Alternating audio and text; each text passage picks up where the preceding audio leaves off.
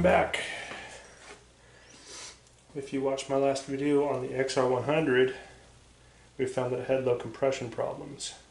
My last video showed how we ended up testing the intake and exhaust valves after we saw that the rings and the pistons all looked really good, and it shouldn't be a concern for compression.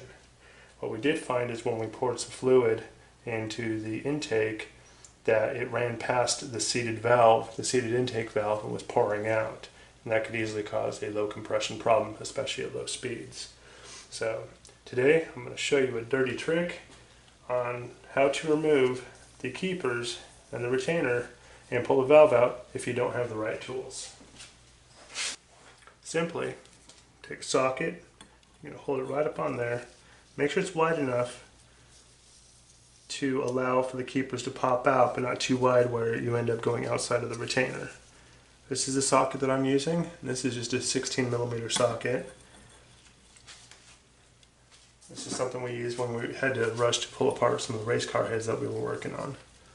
But this just simply goes right over this, and with a couple good hits,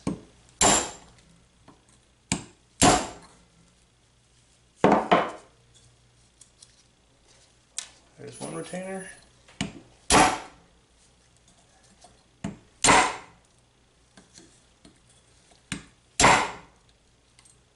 And two retainers. Right there. Those are out. Or the keepers rather. We've got the spring retainer and the outside spring. I'm going to take a look inside, make sure there's nothing that's all damaged. Everything looks really good. I'm going to keep those together.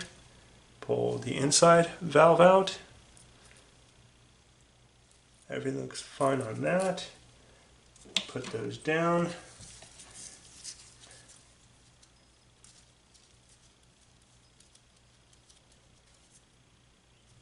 And here's the valve.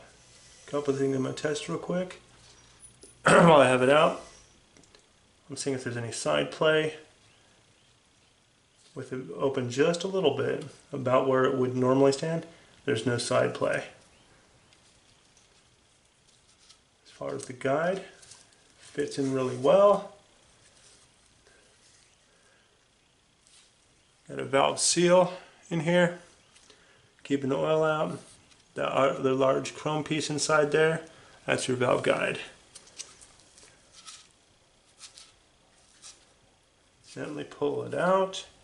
This one I should have actually burnished the tip of the valve because there's a little bit of a mushroomed head, not much, just a touch, but I would recommend filing that down. When we look in there, we have the valve face. Looks like there's some buildup over here.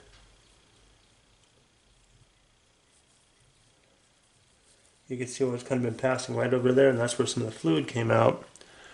I'm going to clean that up. See if I can get a better angle on it. You can see where I'm pointing right there where it's all really dark. Now that's where the compression gases are passing by. Where this side, you can see that nice shiny ring right there. That's where the valve is seating properly.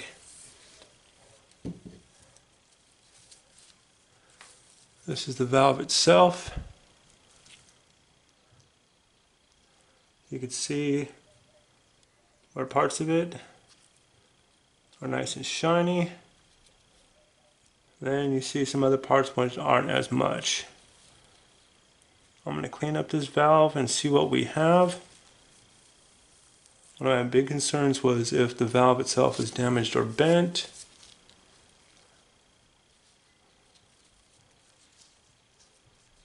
But one thing I don't like on this valve, and it's kind of hard to see, there's a little lip on this side that looks like it got sucked into the head a bit. Usually on a valve, it'll look a little bit more like this. Without that lip, it'll be a nice flat face. If you have multiple angles, sometimes they'll cut one angle here, one angle there. On this bike, I wouldn't expect them to do. Howdy, it's me again. wanted to show you something really quick. Looking at the valve, wondering why it failed. I'm going to try to do this really slick. One of the quick tests to see if you have a bent valve. Let me try to change the lighting around a little bit.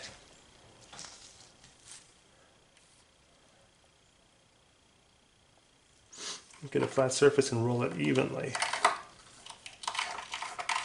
And it's really hard to see on here. But as I'm going back and forth, I'm going to try to do it slowly and fast. You can see that the valve, and I'm just rolling it with this part in contact, which is really smooth.